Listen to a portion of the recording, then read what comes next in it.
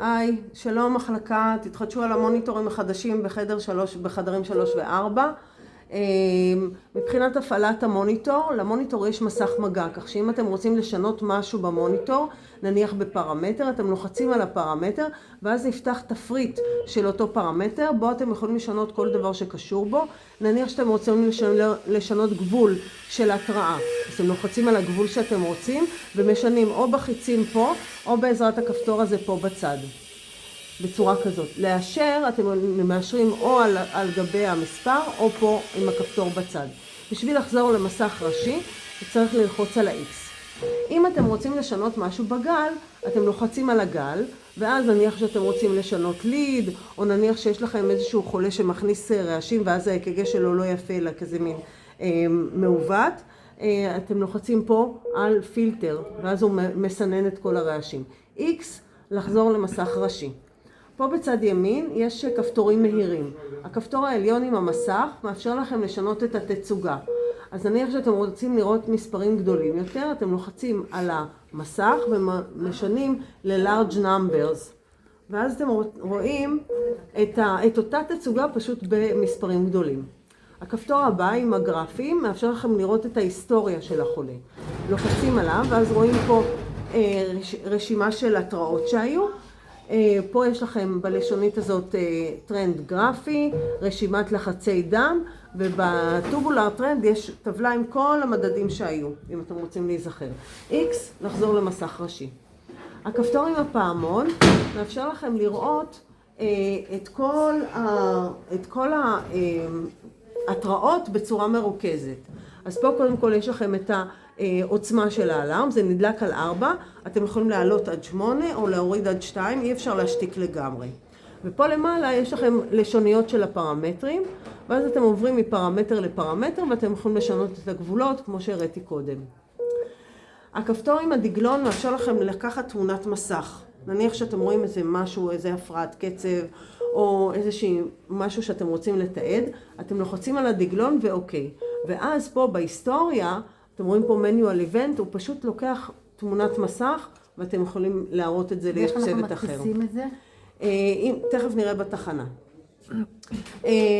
הכפתור של ה-admit discharge הוא בשביל להכניס שם של החולה, או לעשות discharge. אז בואו תראו איך עושים את זה. לוחצים על ה-admit, יש לכם פה admit patient, ואז פה ב-MRN אתם מכניסים איזשהו מזהה של החולה. עדיף שזה יהיה תעודת זהות, כי אז זה מזהה חד ערכי. ברגע שהכנסתם תעודת זהות, נניח 1, 2, 3, 4, אוקיי, ואז פה מופיע לכם למטה את המספר זהות שלו. ואז אתם יודעים שברגע הזה שהכנסתם איזשהו מזהה לחולה, המוניטור יכול כבר לשדר לקמיליון. אוקיי? זה אומר שנפתח הפתח לכיוון הקמיליון והוא יכול לשדר. פה למטה יש לכם 3 כפתורים. כפתור אחד של המדידת לחץ דם. לחיצה ראשונה מתחילה את המדידת לחץ דם, ואם תוך כדי המדידה אתם מתחרטתם ונניח אתם רוצים להחליף את המנג'טה מיד ליד או לשנות גודל של מנג'טה, אתם פשוט לוחצים עוד פעם תוך כדי המדידה, ואז הוא מוציא את האוויר ואתם יכולים להעביר את המנג'טה.